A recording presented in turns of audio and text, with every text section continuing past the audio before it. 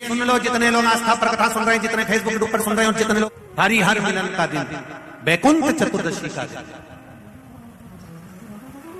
अगर कथा तक पहुंच जाओ तो अच्छी बात, टीवी के सामने भी बैठ गए तो अच्छी बात, मोबाइल के सम्मुख में भी सुन ली तो बहुत अच्छी बात, पर जो भीकन गांव तक भी नहीं पहुंचा तो कम से कम कोई गांव का व्यक्ति अगर कथा सुनकर निकल कर जाए तो उसका केवल दीदार कर लेना, दर्शन कर लेना, उतने में वैकुंठ का मार्ग खुल जाए। बहुत धनेश्वर ने पूछा, मैंने कौन सा पुण्य करा था जो मुझे वैकुंठ का द्वार खुला मिला? चित्रगुप्त महाराज ने कहा, धनेश्वर ब्राह्मण, तुमने पाप तो इतना करा था कि तुमको नरक भोगना था।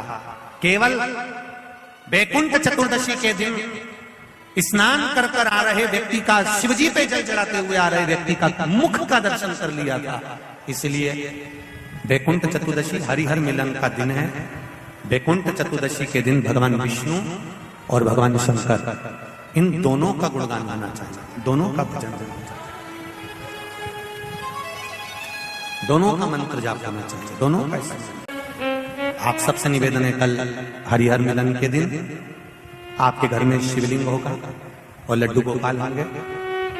रात्रि के समय पर, शाम को नहीं, मध्य रात्रि, अगर नींद खुली रहे तो 11 बजे के बाद में, रात्रि को 11 के बाद, अगर नींद खुली रहे, नींद नहीं खुली रहे तो फिर तुम रात को 8-9 बजे चढ़ा के भी सो जाओ तो कोई बात नहीं हो, भगवान तो बोलेगा। शंकर भगवान पर पहले बेलपत्री चढ़ाना, लड्डू गोपाल के सामने तुलसी का दल चढ़ाना, अपने मन की कामना कर कर हरिहर मिलन कराना। थोड़ी देर तक या तो सवेरे के समय ही चढ़ा दो, दिन भर चढ़े रहने दो, रात्रि के समय पर जब फ्री हो जाओ तब घी का दिया लगाकर बेलपत्री उठाना, वो उठाकर भगवान शालिग्राम जी पर या लड्डू गोपाल पर या मेरे कृष्ण पर या नारायण पर या भगवान विष्णु पर, जो भी तुम्हारी मूर्ति हो लड्डू गोपाल की आदि की, उन पे चढ़ा देना और भगवान की तुलसी उठाकर अपनी कामना कर कर मेरे देवाधिदेव महादेव के शिवलिंग पर चढ़ा देना। रात्रि को ही हो सके तो ब्रह्म मुहूर्त तक, अगर नींद खुली रहे तो उठा लेना, नींद खुले तो रात को ही, रात्रि के समय ही उस बेलपत्री और तुलसी को संभाल के रख लेना। वही बेलपत्री तुलसी विद्या के लिए, और जो बच्चा माइंड से तकलीफ में रहता है, जो बच्चा पलंग पर गंदगी करता हो या जिसका विवेक बुद्धि स्थिर नहीं रहती हो, उसके लिए ये बेलपत्री और तुलसा हमेशा कार्य आती है। कल वही वैकुंठ चतुर्दशी, उसका दर्शन आप भाव से, आनंद से अपने अपने घरों में करें, भक्ति के साथ, आनंद के साथ। तो दर्शन चक्र भगवान विष्णु को दे दिया था और भगवान विष्णु ने अपना नेत्र भगवान शंकर को दे दिया था। तब भगवान विष्णु ने कहा था देवऋषि नारद से, नारद, पूरे वर्ष में केवल एक दिन ऐसा रहेगा वैकुंठ चतुर्दशी का, जिस दिन मेरा दरवाजा 24 घंटे खुला रहेगा, जो पापी से पापी जीव है वो भी प्रवेश करेगा। ये वैकुंठ, प्रयास करो, कल शिव जी के मंदिर में जाकर एक लोटा जल अवश्य चढ़ाना, भगवान नारायण का स्मरण करें, राम नाम, कृष्ण नाम, शिव नाम, भगवान की भक्ति का भजन कीर्तन करें। कार्तिक के महीने में जो दीपदान होता है, माताएं सवेरे घाट पर स्नान करने जाती हैं तो वहां दिया लगाती हैं, शाम को तुलसी का क्यारा, दरवाजा, सब दूर दीपदान होता है। केवल कार्तिक के महीने में, पूरे महीने जो दीपदान होता है वो शाम के समय पर, सुबह के समय पर, आप जब सुंदर कार्तिक स्नान कर रही हो तब, या शाम के समय पर दीपदान करती हो। पर पूरे कार्तिक के महीने में केवल एक दिन ऐसा होता है जिस समय शाम को दीपदान नहीं होता, बल्कि मध्य रात्रि में दीप का दान होता है। पूरे कार्तिक के महीने में केवल एक दिन ऐसा होता है जिस दिन मध्य रात्रि में दीपदान होता है, ना सुबह ना शाम। हाँ, सुबह शाम आप तुलसी जी को लगा रहे हो अपनी जगह पर, पर तुम अगर कार्तिक के महत्तम का स्मरण कर रहे हो, कार्तिक का स्नान कर रही हो, कार्तिक नहा रहे हो, या कार्तिक का व्रत कर रहे हो, या पचवीगन का व्रत कर रहे हो, या भीष्म पंचक का व्रत कर रहे हो, या कार्तिक स्मरण का व्रत कर रहे हो, कार्तिक का अनुष्ठान कर रहे हो, तो उसमें एक दिन ऐसा होता है जिस समय सुबह शाम दीपदान का फल नहीं है, रात्रि के मध्य में दीपदान का फल है और वो है वैकुंठ चतुर्दशी का दिन। पूरे कार्तिक के महीने में केवल एक ही दिन रहता है जिस दिन शाम के दीपदान का फल नहीं है, मध्य रात्रि के दीपदान का फल। दीपावली पर जो दिए लगाए वो 11 दिए, 21 दिए, 5 दिए, 7 दिए ऐसे लगाए जाते हैं। एकादशी के दिन जो दीपदान करा उसमें 11 दिए, 7 दिए, 21 दिए ऐसा दीपदान होता है। पर वैकुंठ चतुर्दशी का जो दिन है महाराज, इस दिन रात्रि को 11 बजे से लेकर 12:30 के बीच में दीपदान होता है और 14 दिए का दान होता है महाराज। इसमें 14 दीप का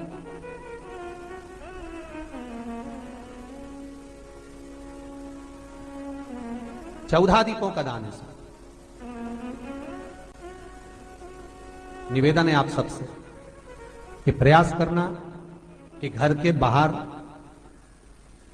आप एक दीप, जहां पर आपका जलाशय है, पानी का स्थान है, वहां रख दें और एक दीप तुलसी के क्यारे के पास रखें।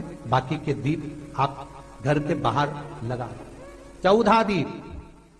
नारायण भगवान शंकर से मिलने के लिए काशी गए थे। काशी कैसे आए? तो भगवान विष्णु बोले काशी आने का कारण केवल इतना है कि वैकुंठ में मन नहीं लग रहा, तो सोचा मेरे भोलेनाथ जी से मिल आऊं। देवऋषि नारद बोले मिलने भी ऐसे से आए तो कभी गिने चुने दिन तो आंख खोले। शंकर भगवान नेत्र खोलते ही नहीं है, वो तो नेत्र बंद करके बैठे थे। आप मिलने भी आए तो उनसे मिलने आए जो कभी नेत्र ही नहीं खोलते। मां जगज्जननी जगदम्बा कह कहकर परेशान हो जाती, तब भी तो नेत्र ना खोलते, और आप उनसे मिलने के लिए आए, वो भी काशी में। वो भगवान विष्णु बोले देखो, पहुंच गए भगवान विष्णु मणिकर्णिका घाट। आज भी मणिकर्णिका के घाट पर भगवान नारायण का मंदिर है। भगवान विष्णु मणिकर्णिका घाट पहुंच गए और मणिकर्णिका पर जाकर भगवान विष्णु ने एक कंकर उठाया, उसको घाट पर रखा और भगवान विष्णु उसकी आराधना में लीन हो गए। वैकुंठ चतुर्दशी का दिन भगवान विष्णु इतनी आराधना में लीन हुए, इतने लीन हो गए कि कब दिन निकल गया, कब शाम हो गई, बस केवल कंकर को देखते रहे और गंगा का जल छोड़ते रहे। सुबह कब गई, शाम कब गई मालूम नहीं पड़ा। मध्य रात्रि आ गई, तब भगवान विष्णु को लगा पूजन तो कर रहा हूं, स्मरण कर रहा हूं, पर दीप नहीं लगाए। तब भगवान नारायण ने लक्ष्मी से कहा तुम दीप लेकर आओ। लक्ष्मी थाल लगाकर 14 दीप लगाकर शिव के सम्मुख लेकर आई महाराज। शिव के इसलिए आज भी वैकुंठ चतुर्दशी के दिन सुबह और शाम के दीपदान का महत्व नहीं है। कब का है? मध्यरात्रि। मध्यरात्रि के दीपदान का महत्व। और मध्यरात्रि के समय, मध्यरात्रि के अनुकूल में मां जब भगवान भूल गए तब लक्ष्मी जी दीप लेकर आई, प्रज्वलित किया। भगवान शंकर वहीं पर सम्मुख प्रकट हो गए। तब जैसे देवऋषि नारद ने कहा था कि कंकर में शंकर है, भगवान विष्णु ने देवऋषि नारद को हृदय से लगाया था, तब भगवान नारायण के सामने शिव प्रसन्न होकर भगवान नारायण को गले से लगाते हैं। इसको हमारे हिंदू धर्म में हरि हर मिलन कहते हैं। इसलिए वैकुंठ चतुर्दशी के दिन हरि हर मिलन हुआ। हरि हर मिलन वैकुंठ चतुर्दशी। महाराज निवेदन करूंगा, जिसकी किडनी गड़बड़ हो गई हो, जिसका लीवर गड़बड़ हो गया हो, जिसको डायलिसिस चल रहा हो और छूट नहीं रहा हो, वैकुंठ चतुर्दशी के दिन नदी के घाट पर, नदी, तालाब, सरोवर, कुआं, बावड़ी जो हो, उसके तट पर 14 दीप लगाकर, पीपल के पत्ते पर शहद डालकर और उसमें एक काली मिर्ची शंकर जी का नाम डालकर बोलकर उसमें चढ़ा दें। उसी पत्ते की काली मिर्ची, थोड़ा सा शहद घाट पर डाल दें और उस पत्ते को घर पर लेकर आ जाए। जिसको डॉक्टर ने कह दिया डायलिसिस होगा, किडनी लीवर गड़बड़ हो रहे हैं, वैकुंठ चतुर्दशी के दिन रात्रि को 14 दीप लगाकर जब घाट से आए, जिस व्यक्ति को रोग है, बीमारी है, उसको वो पत्ते समेत चटा देंगे और फिर जाकर आप 8 दिन 10 दिन बाद जांच करवाओ, आपको उसका फल प्राप्त हो जाए। और विश्वास रखकर, क्योंकि हरि और हर मिलन कोई साधारण नहीं है। वैकुंठ चतुर्दशी, कार्तिक के महीने की जो वैकुंठ चतुर्दशी है, उसका जो फल है,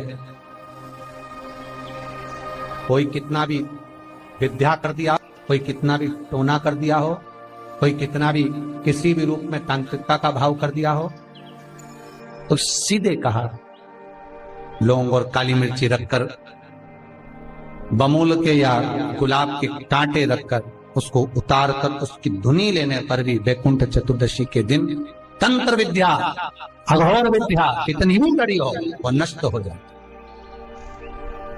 वो समाप्त, सुख समाहित। जिस व्यक्ति की बीमारियां समाप्त नहीं हो रही हो, लगातार बीमारियां घेरे हुए हैं और बीमारियां चल रही हो, बहुत बीमारियां चल, एक बीमारी से निपटे दूसरी लग गई, दूसरी बीमारी से निपटे तीसरी लग गई, तीसरी से निपटे चौथी लग गई।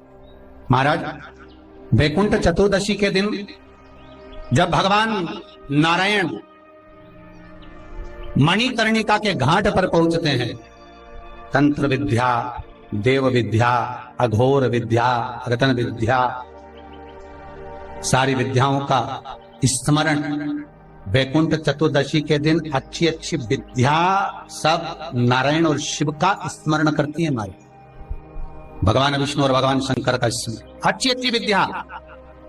तो शास्त्र कहता है जिसको बहुत रोग हो, एक रोग मिटा दूसरा चालू, दूसरा रोग मिटा तीसरा चालू, तीसरा रोग मिटा चौथा चालू, चौथा रोग मिटा पांचवा चालू, बहुत रोग से ग्रस्त है, कुछ ना करिए, एक काम करिए, 7 काली मिर्ची लो, 5 लौंग लो और 5 बमूल के कांटे, बमूल के वृक्ष के जो कांटे होते हैं, अगर बमूल के वृक्ष के कांटे ना मिले तो गुलाब के कांटे ले लो, कांटे लेकर उसको एक लाल पोटली में, एक लाल कपड़े में, छोटे से टुकड़े में उसको बांधकर, जो व्यक्ति बीमार है उसके ऊपर से हरि और हर का, भगवान शंकर का मूल मंत्र का स्मरण कर, अगर कोई मंत्र ना हो तो श्री शिवाय नमस्तुभ्यम और ओम नमो भगवते वासुदेवाय इसका स्मरण कर आप 21 बार उतार कर उसी व्यक्ति के सामने बाहर, घर के बाहर उस पोटली को जला दीजिए, उसकी धुआं उस जीव को लगने से जो निरंतर बीमार पड़ रहा है, निरंतर बीमारियां धीरे धीरे छूटने लगेगी।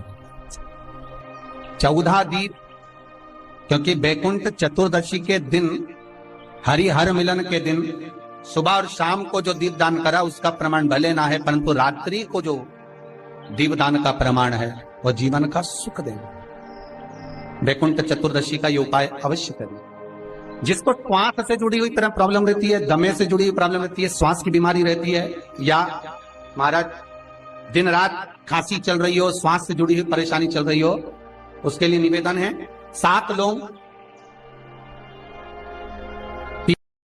पीपल के पत्ते पर रख लीजिए और घर के बाहर 5 दिए घी के लगा दीजिए।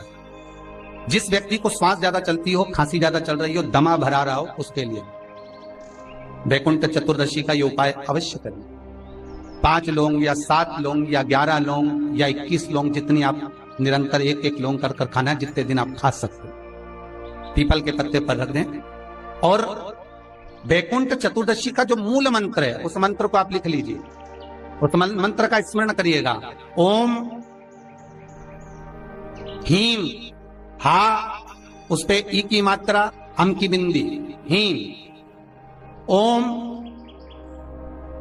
हरिणाक्षाय, हरिणाक्षाय नमः शिवाय।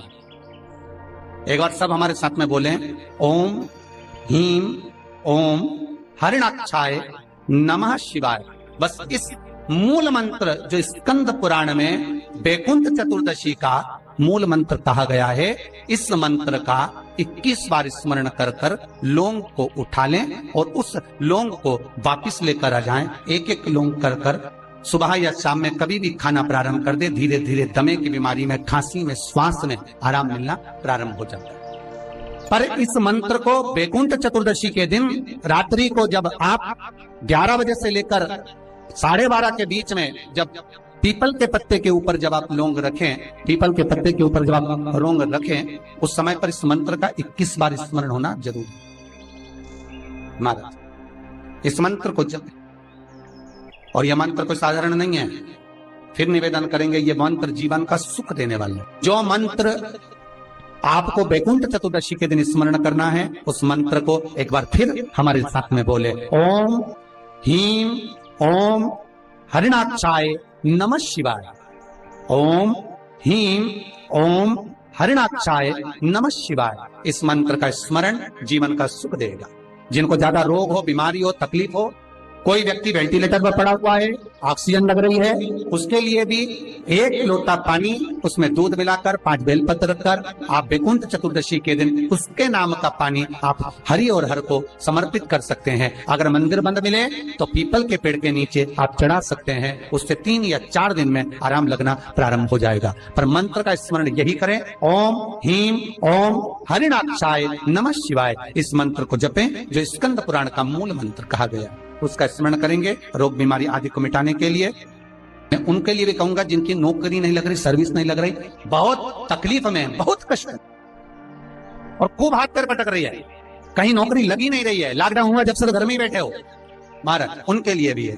महाराज एक कमलगट्टा हाथ में रखिए, किसी जलाशय के पास में, अगर जलाशय दूर हो, नदी तालाब बावड़ी कुआं ये सब दूर हो, तो घर में ही एक तांबे के कलश में पानी भर लीजिए और कलश के पास में एक कमलगट्टा जो हाथ में रखा है उसको जल पात्र के पास में रखकर 7 दिए घी के लगाएं, 1 दिया चौमुखी सरसों के तेल का लगाएं। महाराज उसको रख लें और कमलगट्टा पास में रखकर जो मंत्र अभी आपको बताया, ओम हीम ओम हरिणाक्षाय नमः शिवाय, इस मंत्र का जप करें 1 माला और